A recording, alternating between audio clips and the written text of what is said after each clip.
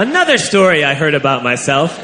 This one happened in high school. We had this teacher in high school whose kid went to our high school. His name was Mr. McNamara, and his son Jake McNamara went to our high school. He was a sophomore when I was a senior, so he was 2 years behind me.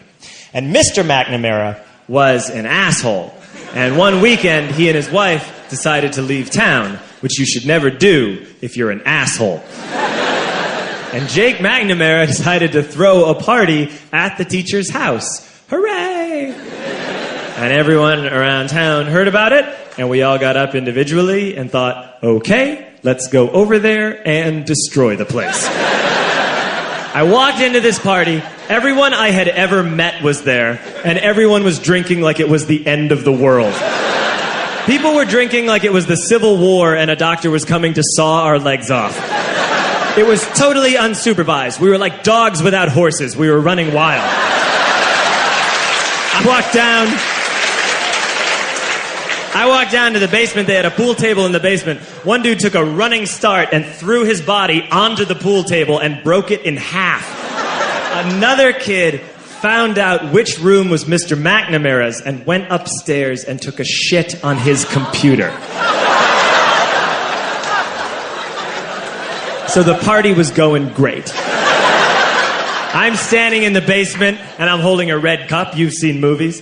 And I'm standing there and I'm holding a red cup and I'm starting to black out. And I guess someone said like, something police.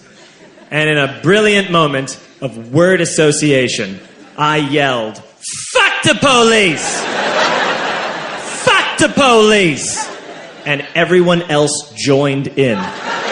100 drunk white children yelling, fuck the police. With the confidence of guys who have like already been to jail and aren't afraid of it anymore. You know, that like, I serve my nickel, you come and take me confidence. But white children. The reason someone had said something police was because the police were there. So a Chicago police officer walked down the stairs and got to the bottom in the basement and looked out over a sea of drunk toddlers yelling, fuck the police, in his face. And he was almost impressed. He was like, wow. And then he leaned into his walkie-talkie and went, get the paddy wagon. And my friend John, who is now a father, this man now has a baby, he grabbed a 40, smashed it on the ground, and yelled, scatter! And everyone ran in a different direction. We all ran in different directions. It was like that scene in Ratatouille when the humans come in the kitchen and all the rats go in different ways. We all ran in different directions. I ran into the laundry room and I jumped up on the washing machine and I crawled out through a window into the backyard, and now I'm running through the backyard and there was this big chain link fence and I thought, I've never climbed a fence that high before. And then I woke up at home.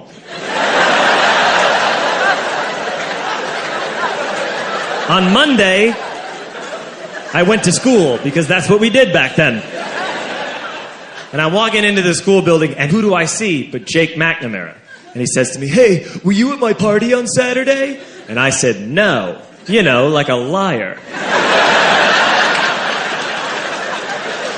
And he said, things got really out of hand. Someone broke the pool table. Someone took a shit on my dad's computer. But the worst thing, he says, the worst thing is that someone stole these old antique photos of my grandmother, and my parents are freaking out about it. And I had that thought that only blackout drunks and Steve Urkel can have.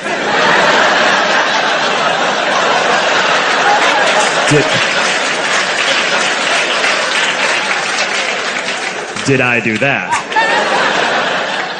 I figured, no, I wouldn't have done that. But I was never sure. Until 2 years later. Relax. I'm playing video games with this kid named Alex that we also went to high school with. 2 years later, we've graduated by now. We're playing video games for a couple hours. And then Alex says to me, hey, come here. I want to show you something. And he takes me into his bedroom. And then he takes me into a side room off of his bedroom. Never a good thing to have. And he shows me a tiny room that is covered wall to wall in stolen antique photos from different people's parties over the years.